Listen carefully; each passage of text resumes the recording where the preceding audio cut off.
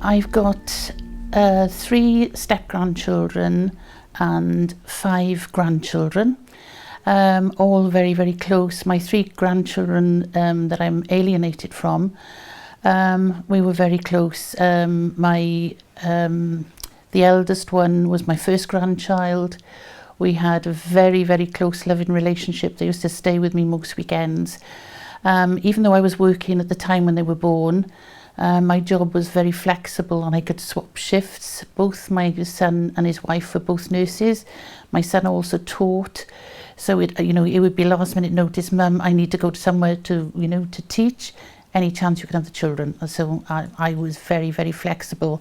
And well, they never asked to go home when we holidayed with them. Yeah, exceptionally close. It was the whole family then were sort of very much restricted from open invitations to parties, to birthdays, to anything, to very restricted. We'll see you today as long as you don't talk about him as their father. So it was all very controlled from the start. I went to see her parents and sort of said, well, we absolutely love the children. We must be thinking of the children's best interests. We need to tell them that they're loved, that we all love them, and that their dad still loves them. But grandparents couldn't do much either. So within a matter of weeks, those children became alienated, became almost frightened to be in the same room as us. I mean, it only took weeks. It was unbelievably quick. So this went on. My son went, tried mediation, went to family courts. He had an absolutely wonderful statement from the first Kafkas officer, basically sort of saying it's essential that he's in the children's lives for their well-being. And then it went on to the next stage and a guardian was appointed, and there was a totally different report from the Kafkas officer saying the children were now frightened of their father, which of course the alienation had really took a hold of them then. And they actually believed.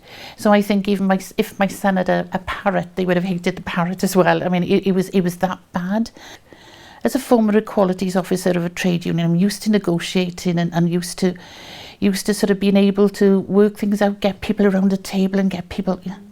And I felt absolutely hopeless. So it's almost 10 years now since my son has had a relationship with them. My grandson was in the same school as my youngest granddaughter, and if she saw me at the gates collecting my grandson, she would go back into the school. She was frightened of me. She became frightened of us all. He still is devastated, but I have to say things have moved on. He's got a lovely, delightful partner now, and she is a special guardian to 2 children, and those children absolutely worship him. So he's taken on 2 children that are not his own, but of course he misses his children, desperately misses his children, and so do we all.